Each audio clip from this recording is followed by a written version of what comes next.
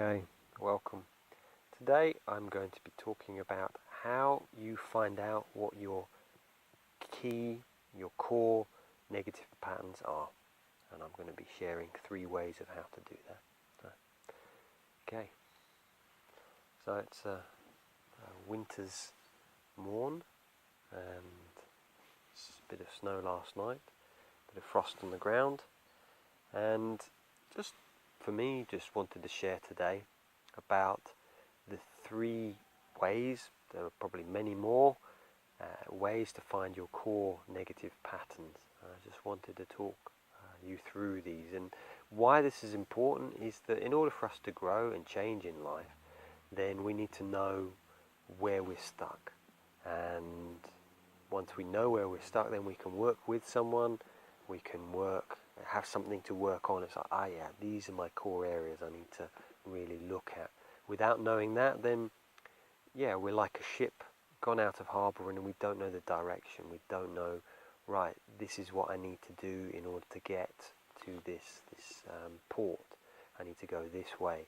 And sometimes in life we just go from our negative patterns and we create chaos, and it's really important for us to work on ourselves. So the first way of working out your core patterns is to ask somebody you trust. And that could be your partner, that could be a good friend, and to ask them, what do you see in my core patterns, my core beliefs? And yeah, to write these things down and not to take it personally. This is gold. They're offering you gold. If you see this as, I'm no good, it's like, we all have our patterns. I have my patterns. I have, so many patterns that I've worked through so far, and I still have to work through. And all teachers that I've worked with, they still have core patterns as well. And some admit it and some don't. And, it's really important that you, acknowledge, I have a core pattern here. So that's the first way, is to ask someone you trust. And I wouldn't recommend your mother or father, because there's that energy there that we have too many of our patterns really stem from them, and they're not likely to see them. Brothers or sisters, if you get on with them well, but generally I would recommend your husband and wife, your partner, or a close friend. So that's the first way. The second way is to look at your life and to be really honest with yourself, and look at your finances, look at your physical health, look at your emotional health, look at your mental health, and say, what is it like? Where do I, maybe I'm not very fit, and you could go, okay, yeah, I don't take care of myself physically. Or maybe when I'm really upset, then, I'm really hard on myself, and it's like, and these beliefs come up, and it's like, I'm no good, or I'm not good enough. So again, this is gold. So write these things down. Look in your life. It's like, I struggle financially. I struggle to feel worthy. So write it down. I feel unworthy. Okay, so that's the second way, is to look at your life and be honest. The third way, and this comes from the Jungian school, Robert Moore talks about this, that inside us we have this inner Grail cup. So the Grail legends for me and the Jungian side of things, it was all about the Grail cup within us. So that means like our soul. And what Robert Moore talks about, he says that when we grow up, we're sculpting this inner Grail cup. So we need adults, we need people around us, wise beings, to help us to sculpt this cup. And he said that most of us have cracks in our cup. And actually, what we need is to have that benevolence around us, so we learn to sculpt this beautifully.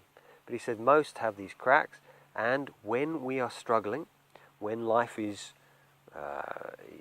tough, and for example,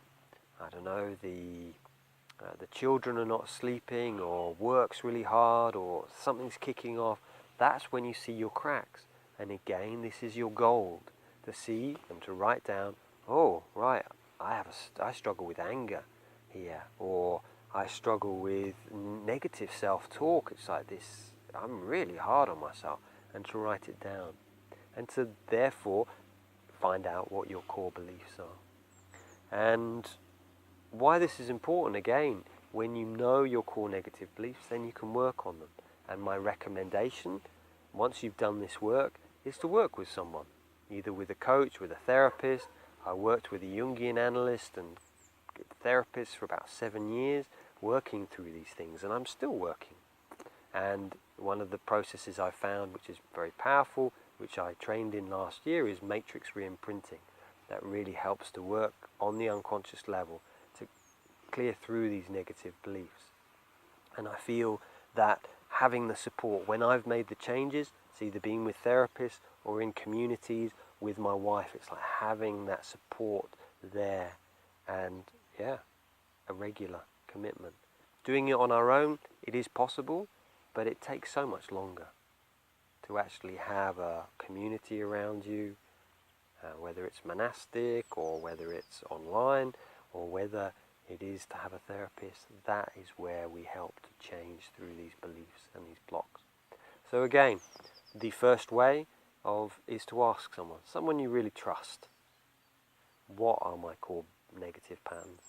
The second way is to be really honest with your life. It's like, how is my life? Is there areas where I'm struggling, or I struggle generally? And the third way is to notice when you're really tired, and if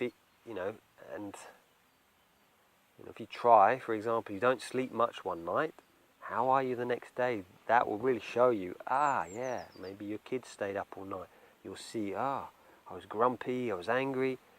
Those are kind of some of your core negative patterns, your negative beliefs and your conditioning which come up. And again, that's gold, it's brilliant. Now you can do the work and shift through it. So always kind of reframe it, see it as a positive. Go, brilliant, I can do the work now. And we all have it, remember that, we all have these patterns. So, thank you very much. Please do comment below if you've got any other questions about this. And if you, what your feedback, how you get on with this, and what you notice. So, many blessings. Take care. Peace.